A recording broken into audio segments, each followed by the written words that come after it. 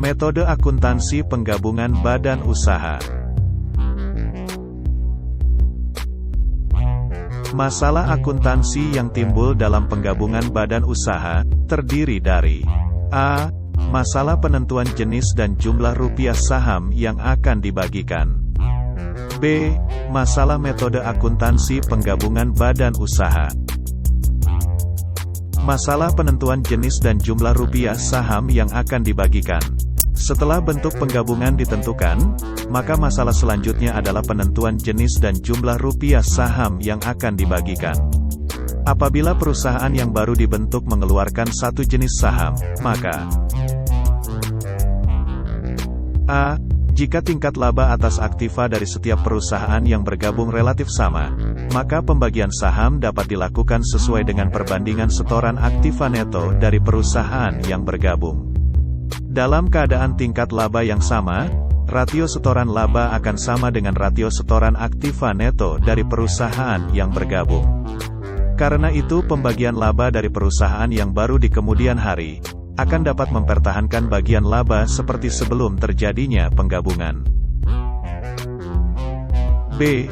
Jika tingkat laba atas aktiva dari setiap perusahaan yang bergabung tidak sama, maka 1.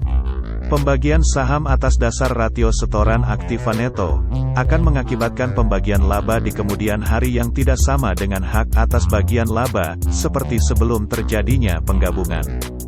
2. Pembagian saham atas dasar rasio setoran laba akan mengakibatkan hak pemilikan atas aktiva neto pada perusahaan yang baru akan tidak sesuai dengan hak pemilikan aktiva seperti sebelum terjadinya penggabungan. Masalah metode akuntansi penggabungan badan usaha.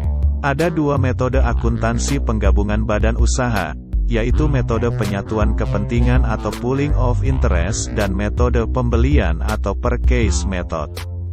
Penggunaan metode tersebut, tanpa memandang apakah itu merger atau konsolidasi, tapi didasarkan atas hakikat dari penggabungan itu sendiri, yaitu tergantung pada sampai seberapa jauh hak kepemilikan atau partisipasi dari perusahaan yang bergabung dapat dipertahankan pada perusahaan yang baru dibentuk. 1. Metode penyatuan kepentingan atau pooling of interest. Perusahaan yang baru dibentuk atau yang mengambil alih dianggap sebagai kelanjutan dari semua perusahaan yang bergabung. Karena itu tidak perlu menggunakan dasar pencatatan yang baru. 2. Metode pembelian atau purchase method.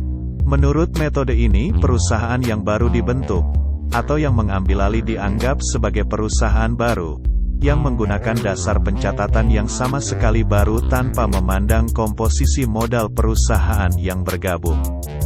Aktiva neto yang diterima dan saham yang diserahkan akan dicatat sesuai dengan nilai wajarnya.